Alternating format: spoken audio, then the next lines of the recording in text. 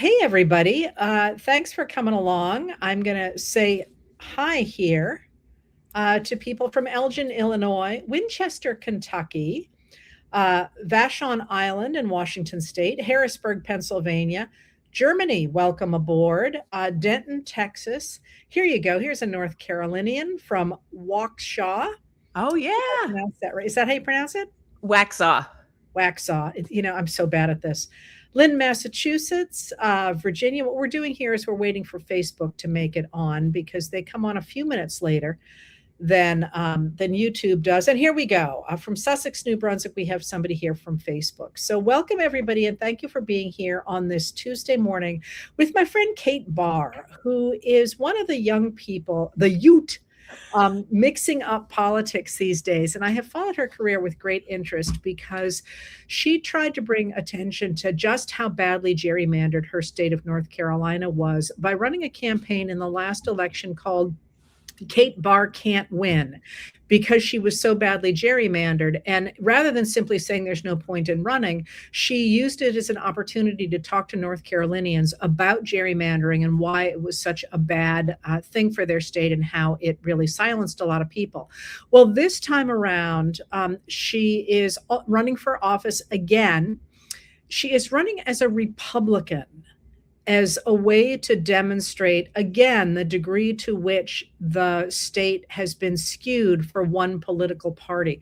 And so she is a Republican candidate in North Carolina 14, and checking back in to hear about what she's seeing on the ground in her state and what that might say for larger questions of American politics. So welcome back, Kate Thank Barr. you It's always for a pleasure to having see you. me. I have so many thoughts and questions that I can't wait to hear from you about. I feel like every time I get to talk to you, I have this list of I want Heather to tell me, predict the future for all of these things based on the past. It's good to be here. Well, I feel the same way about you. So tell us where you are with your campaign and what it has looked like, because, honestly, I can think of other places where it might be interesting to run as a Republican. Yeah, so this is like the second half of the sentence that I started writing in the state Senate run, where I couldn't win in the general election as a Democrat because the maps were drawn to ensure that the Republican state senator would be reelected.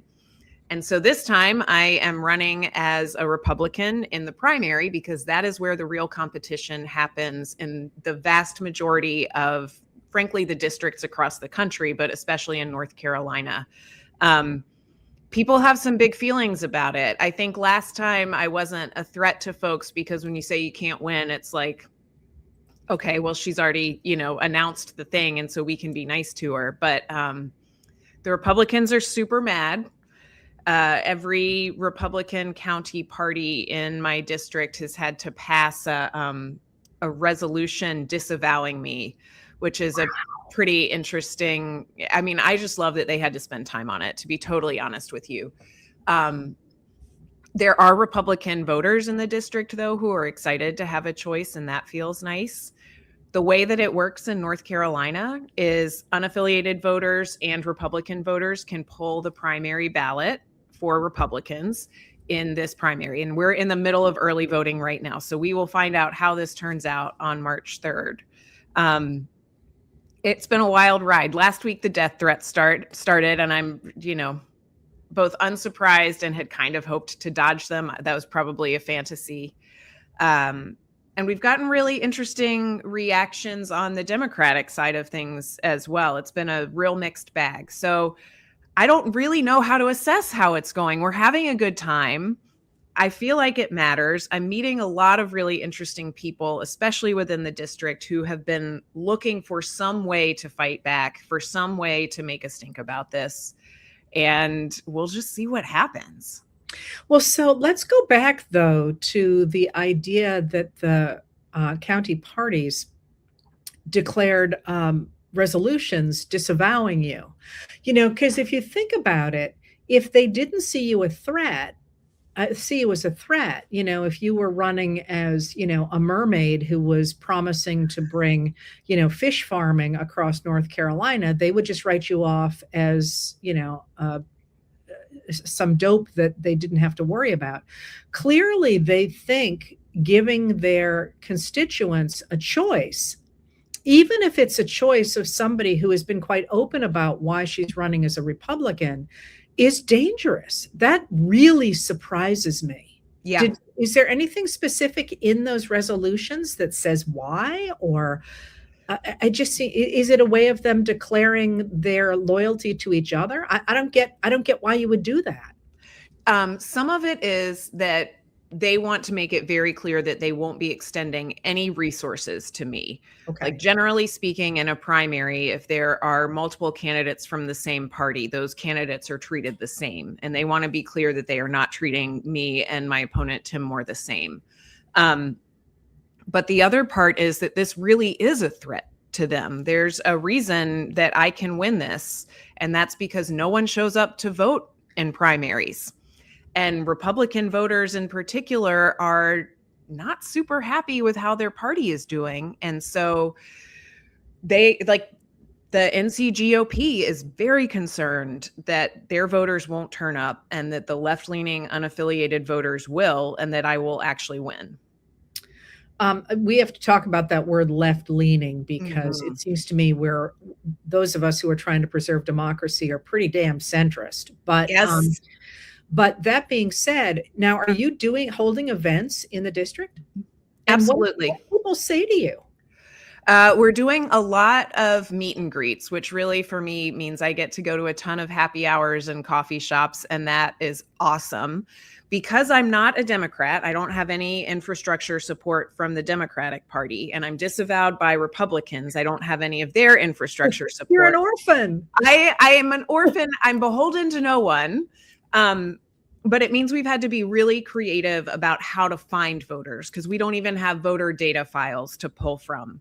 So it's like showing up in a community and blasting out the invitation. I accept literally every invitation I get to go anywhere in the district, and just meeting folks. So many of the folks I meet are unaffiliated voters. A lot of them feel like they are politically homeless and don't really identify with either party particularly, or feel like they tried to join one party and were rejected for one reason or another. I think last time I was on, Sam Wong talked about the emerging axis of status quo and burn it down that's different from the party axis. So we're used to thinking of things in terms of like liberal to conservative, but there's this new direction that's appearing and has been for a while that's like some folks fall into restoring something or keeping the status quo, and other folks want to build a whole new system.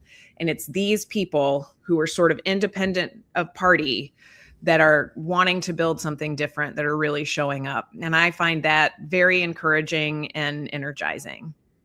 So there is a difference there between wanting to burn it all down and wanting to get rid of the people at the top who are pulling all the strings right now. And one of the things that Zoran Mamdani said to me, which really was like, I keep describing it as the light bulb going on in the cartoon box for me, was when I was being skeptical that he could put forward the things that he had promised in his campaign. He said, Heather, we don't have to pass new legislation. We just have to enforce what's already on the books. And that to me was like, when you think about where we are in this country, for me, I wrote last night about the extraordinary grift that the president is engaging in and his family is engaging in.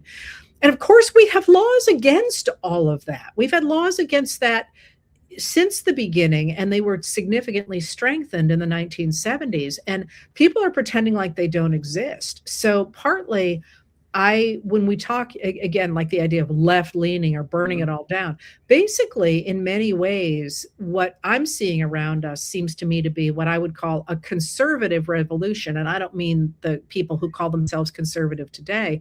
I mean, people like me anyway, want to go back to the world that honored the Constitution and the Declaration of Independence, and that actually enforces the rule of law, which is hardly being out in the streets with pitchforks, although considering the extraordinary upward motion of wealth in really since 1975, that's an option too, I think. I think that's the core of the sort of burn it all down mentality that I'm running into, is folks feel completely left behind by their government, like not represented, no way to hold these leaders accountable. The person I'm running against has like committed particularly egregious types of insider trading in this like congressional stock trading stuff. And they are feeling like a deep rage and anger at a system that is just built to keep them in their box. And so I think that is the system that they want to disrupt and that I hope we can disrupt.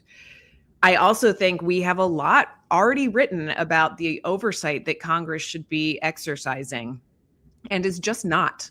Like, they are just not doing their jobs. And that's when I was trying to decide which race I was going to pick for this Republican run. I chose Congress because that's the place where we need to start holding this president, this administration accountable immediately and restore some of that. Congress is supposed to be in charge of tariffs. Congress is supposed to, have a say in when we go to war, things like that are, again, already on the books and should be a check on the power we see now. Let's be clear, it's the Republicans in Congress who Yes. are not doing that oversight. The Democrats are doing the best they possibly can. And a total minority. Well, and it totally frustrates me because they are holding hearings. They are showing up in front of the media every day. And it simply does not get the coverage because Trump is taking up so much oxygen. And then you hear people saying, well, a pox on both their houses. And I have my issues with the Democrats as well, but you can't say they are rolling over and playing dead, just the opposite. So one of the things that's interesting about your run and what you're talking about is that statistically, more people right now are unaffiliated than they are Republicans or Democrats, which opens up a lot of opportunities. Now, you said that the Democrats are also uncomfortable with you. What are they saying? And I should, hashtag not all Democrats. Some are very encouraging, especially state legislators that have been in Raleigh in the General Assembly watching the gerrymandering of our state essentially tank our educational system and our tax structure and all of those things. It's really from the folks who have worked for a long time to try to get Democrats elected. The idea that the way we would win this is for a progressive Republican to take the seat, I think is just like a bridge too far for them. Like, they really want it to be a Democrat that wins. That's like the most generous interpretation. There are some folks, and I think this happens for both parties and is a thing we've got to fix kind of across the board, who feel like I'm, stealing Democratic votes and stealing Democratic donors. And that frustrates me. That mentality, donors don't belong to anyone. Voters don't belong to anyone. It's our job as candidates and as parties and as organizations to go out and earn that support. And I think as soon as we start to presume that someone should vote in a certain way simply because that is our expectation for them, and as soon as we start to assert that there is a correct way to vote, then we get into some of the trouble that we see now. Like, we see on the right, this core identity around being a part of the MAGA movement. And folks have a conflict between identity and values in that position right now. Like, if you value family and you value honesty and you value, maybe you're religious, like actually religious. And then you also have this MAGA identity. You are in an identity crisis right now and trying to avoid, this is my behavioral science part, right? We're all trying, like, if you're in that spot, you're trying to avoid anything that forces you to contend with this conflict that you're experiencing inside. And so part of the question of this run is, can I run on progressive politics, give people an outlet to be able to say, I voted Republican my whole life. You don't have to have an identity crisis to vote for something different, and just kind of see what that does. And I would have hoped that some of the folks who have struggled on the Democratic side would see the interesting questions that can raise and the interesting information we can glean from it. So that's, of course, how we got the progressive era in the late 19th century, is that the Republican Party, which had been completely dominated by the robber barons, tried to avoid the progressives in the party, like Albert Beveridge of Indiana or Theodore Roosevelt of New York or Henry Cabot Lodge of Massachusetts, and sort of bury them in places because they were Republicans and they were exceedingly popular. But they tried to sort of bury them so they wouldn't get power. And of course, Theodore Roosevelt does get power. And that enabled a lot of people who kept saying, I'm a Republican, I couldn't possibly vote for a Democrat, even though I like what Grover Cleveland is doing, to vote for progressive policies. And by 1912, in that election, like all three of the major candidates running for president were progressives. I'm so curious. One of my questions for you is, like, in that context, thinking about how political parties have moved through time, and, we haven't always been Republicans and Democrats, right? We've had a whole bunch of different versions of political parties. And at one point you referenced that maybe we're in a shift like that now. Like, well, I think we are. Yeah. So say more about that. How are we shifting? And gosh, do I have empathy for the folks who lived through the chaos of those times. Like, it just in my history book seemed very cut and dry that this transition happened. But now I realize how messy it is. What does that really look like, and where are we headed? It is really messy. I always think of the 1880s as the sort of robber barons are consolidating power, and what that looked like, and the extraordinary violence of, law enforcement officers shooting people in the streets, very much like we're seeing now, and different stories about what comes out of that, who's really to blame and so on. And I always like to point out that for all of that, which was really unsettling, and the disease and everything else we had going on there, we also had extraordinary inventions. That was the most patents ever awarded come in that come in that period. We get modern sewage systems, modern water systems, and crucially, we get all kinds of modern arts. So we get, Edmonia Lewis as a sculptor. We get, the rise of ragtime music. It's going to come, of course, later on, it's going to come to fruition, but you get all these new ideas coming out of this incredible ferment. And people tend to forget that. And especially now when everybody's so freaked out about everything that's going on, it's nice to remember there's a good side too. But I think what we saw then is much like we're seeing now. A lot of people feel that the political system is not answering their needs, and they have been turned out on the one side, as they were in the late 19th century, by fear of the other. And at some point you recognize that the enemy is not somebody competing for your job. The enemy is the employer who's using those people to keep your wages down, and trying to create a system where basically all the money flows up to them, in their direction. So that political reorientation is a slow process in which people go from identifying with partisan lines to recognizing that there is a systemic problem in which a very few people are trying to take over the entire system. And I think we're there.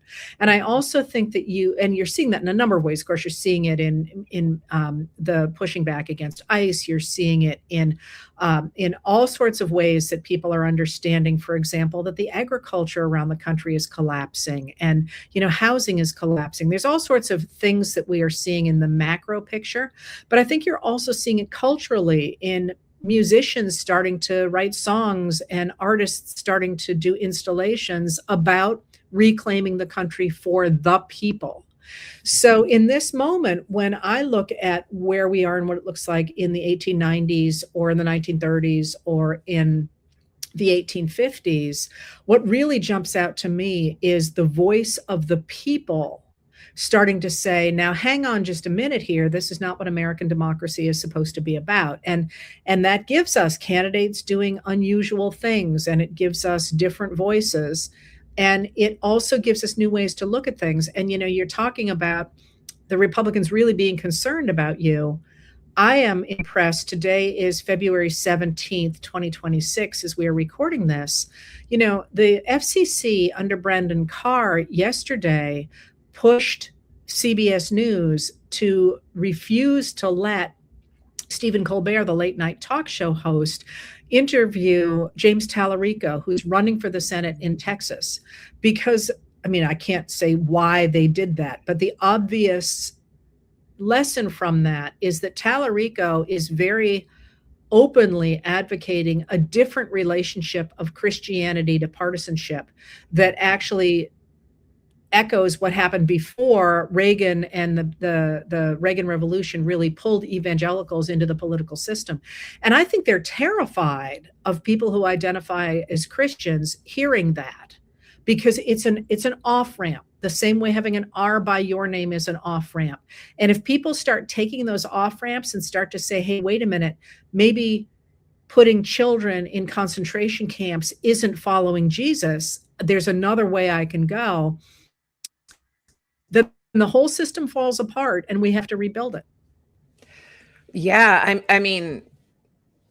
I have hope for that, because I do think my perspective is both parties need to evolve into something different and something more in service of people. And I think it is important to have competition in democracy. I think competition is very important for how voters can actually have a say and hold leaders accountable. In my race, my opponent had to go get a Trump endorsement for this primary, which is absolutely nuts. When you think about me running in a Republican primary as a openly fake Republican like that, I should get 4 votes.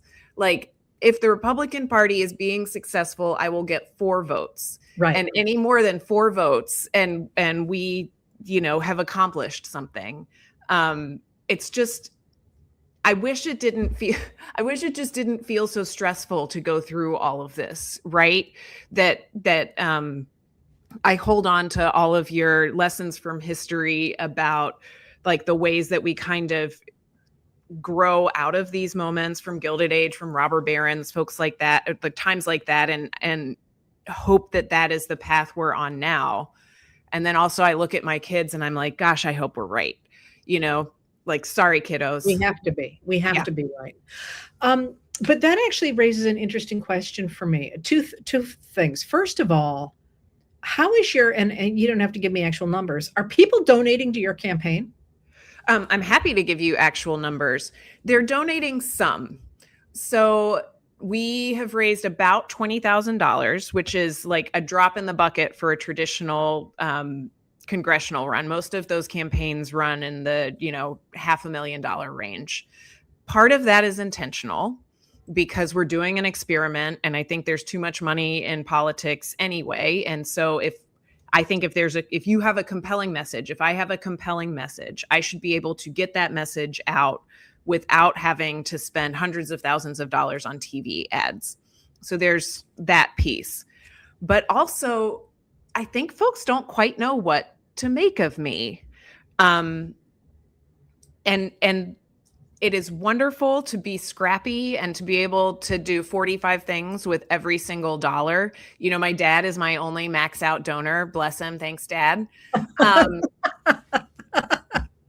I think because of this also tension from the Democratic side, folks aren't really sure what it means if I win. Like, what does that mean for our party system? What does that mean for North Carolina politics? They get in their heads about it instead of remembering that what it functionally means is we arrive at November with a Democrat and a progressive Republican as the choices on a ballot in a district that was safe Republican. So it's a big win.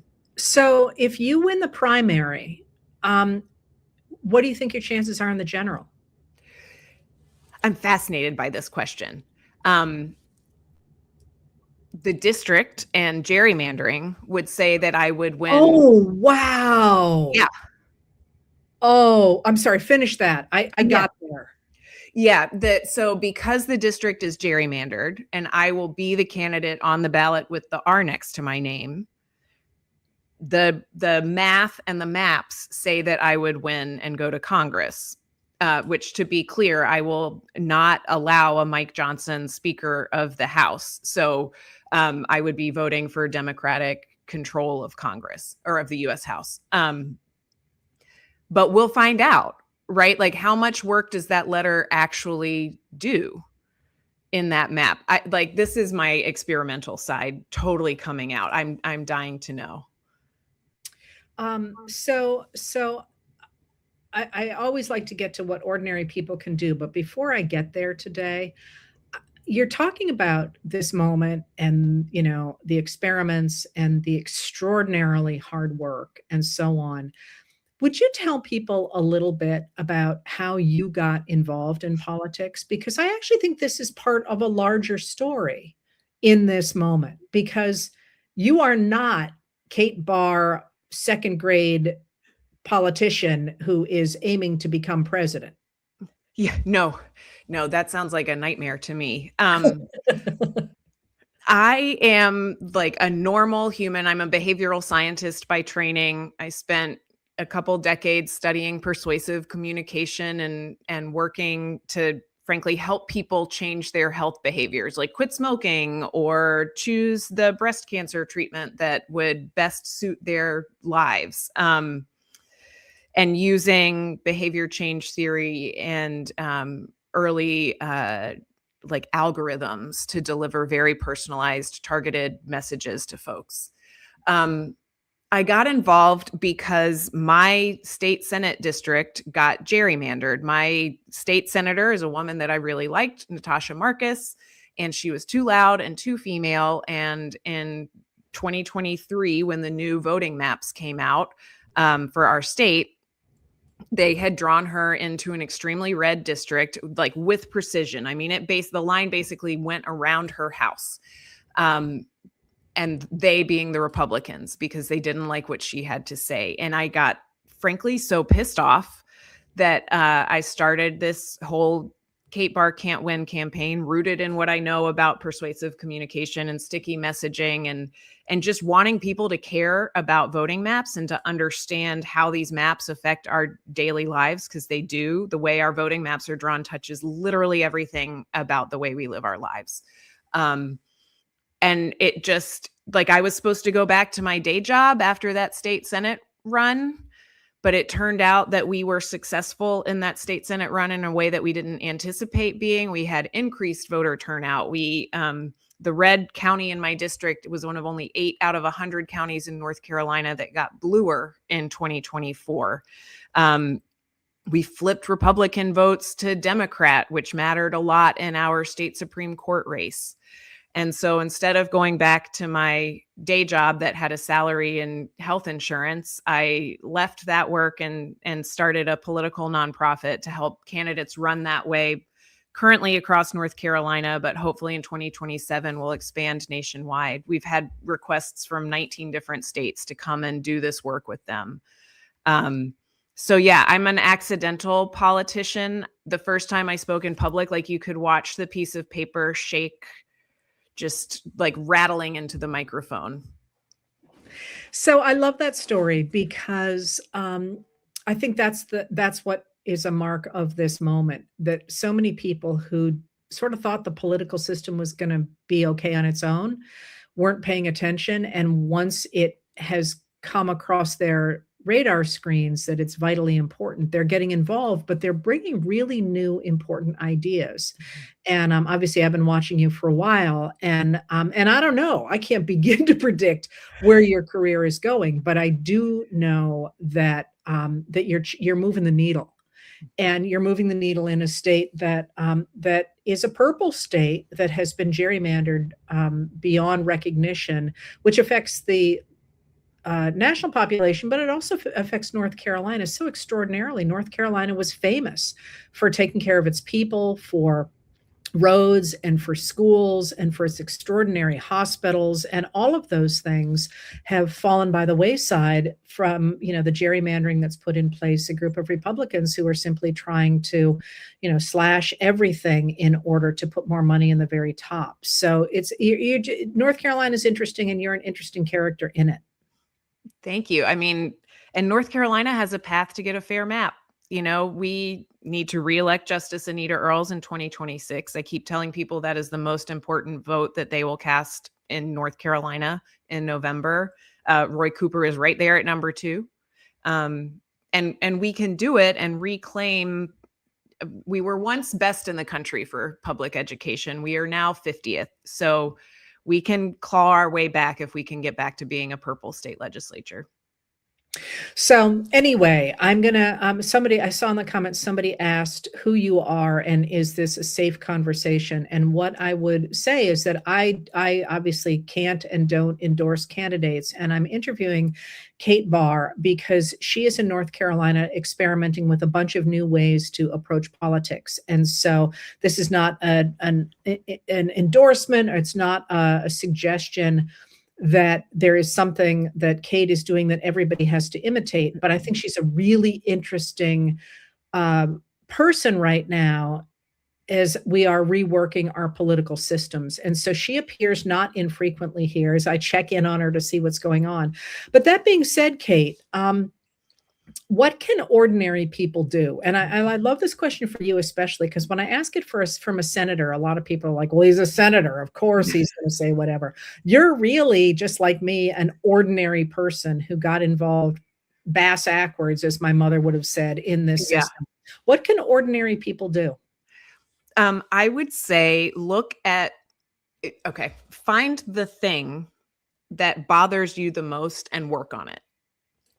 Whatever that thing is. I hope someday, Heather, you'll get to have this, the former president of Tibet who lives in exile in Boston on and talk to him. His name is Lobsang Sengay. And he talks about how we each have a torch that only we can carry. And it is our job not to have some outcome in mind, but to just pick up our torch that only we can carry and carry it as far as we can until we can't carry it anymore. And so people have to find their torch, whatever that is. Maybe it's running for school board. I think everyone should run for office just because you learn so much about how the system works. Maybe it's helping some of our can't win candidates in North Carolina by volunteering. That's at can'twinvictoryfund.com. Maybe you decide to start little free libraries in your community to make sure that people have access to books, even if there are books banned in your public school. I think there is so much that we can each individually do, both locally and nationally. I mean, calling reps is important for sure. Protesting is important for sure. But a lot of it has to do with rebuilding our communities. I love that. And I think we're seeing, you say that and people think, oh, yeah, that's just pretty talk. But you look at how communities have managed not only to take back a lot of school boards, but also are extraordinarily effectively standing against the violence of ICE and Border Patrol in places like Minneapolis. And Charlotte was extremely effective at fighting back against ICE. I mean, a group of PTO moms put together a sign-up genius and give a PTO board member a sign-up genius and we can conquer the world. And they had schedules driving back and forth in front of the hotel that was housing ICE all night long, blasting music and honking their horns. So there was no rest for folks who came here to harm our neighbors. That was very helpful. There's, food pantries. We have so many people that are suffering under this administration. I mean, get politically active. And for sure, if you're in North Carolina, go vote in the primaries. But really, nothing is too small, and you also can't do too much. This is one of those moments where it takes all of us doing all that we can. So I love that. Kate, I could talk to you forever. Will you come back and talk to us? You know that I will. I'll bother you probably in 3 months about it. Well, I want to talk to you around the primary. I want to hear how the primary goes. Yeah, and for sure. And maybe we'll talk. You and I'll talk at least before that, because I find this whole moment fascinating, and I find you one of the fascinating people in it. So thank you for coming back on, and thank you everybody for being here on this Tuesday morning to listen to what Kate is doing down there in North Carolina. Thanks, Heather.